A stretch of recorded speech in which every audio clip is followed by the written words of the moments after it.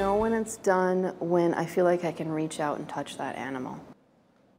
Like many artists, Jessie Marianello has always been determined to pursue her love of painting, even when it didn't pay the bills. Now Jessie's passion for painting dogs not only pays the bills, her incredible success has allowed her to give back in a way she never thought possible.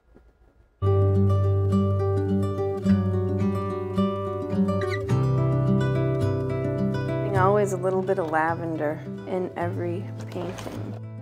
Jessie Marianello paints with purpose. I sketch it out first, so then I have a plan. Each of her tiny brushstrokes. My eyes are constantly going back and forth, back and forth, back and forth. Capturing that thing that makes dogs like Bruno here special.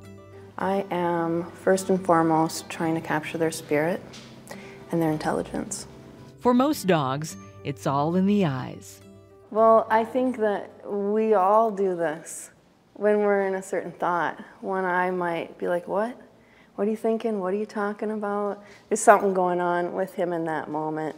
It's a level of detail that often goes unnoticed, but to anyone who's ever loved a pet, it's the kind of detail you never forget. She captured the fact that he just loved swimming and he loved his mama. And so it was the picture of him in the water and just kind of like looking up at me like, I love this. 7 years ago in Linden Hills, an unassuming Dawn Mitchell and her golden Wilson were approached by Jessie. Wilson just always commands the sidewalk, so he was just laying down. And Jessie came over and she said, would you mind if I painted your dog?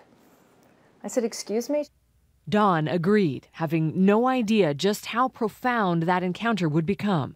Several years later, she'd lose Wilson to cancer. And now that I don't have him anymore, it's beautiful. So now every now and again when I take a look at it, it just really, I'm like, oh, that's my boy.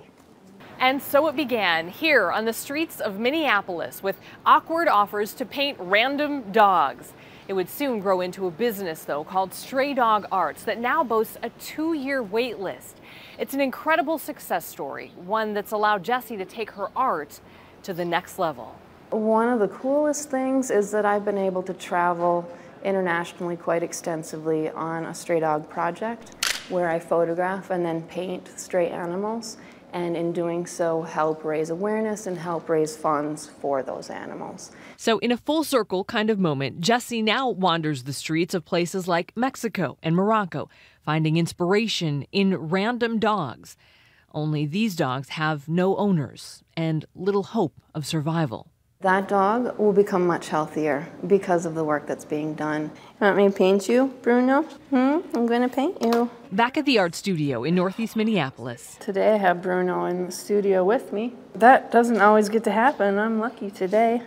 Jessie slowly brings Bruno's old soul to life. He looks wise and contemplative a lot, and I think she really captured that in the photos that she took. 1 week later, a wise and contemplative Bruno practically in the flesh. Oh, look, Bruno, look. Wow, it's beautiful. My favorite reaction is tears. It happens quite often. That's my favorite. But it is so him. Also, it's really fun to see the dog's reaction. Is that you? So some dogs are more visual than others. There's times when a dog is just like, me? Seriously? It is so cool. It's so cool on so many levels. Bruno's likeness will be part of a larger art show set for this fall. It's called I Love You, Minneapolis, a nod to the city and the clients who've given Jessie so much. Like, it's not just a painting, it becomes a relationship that is way bigger than anything. Given this painter purpose. That's how I knew that I was meant to paint dogs. The first dog that I painted, I felt like I'd come home.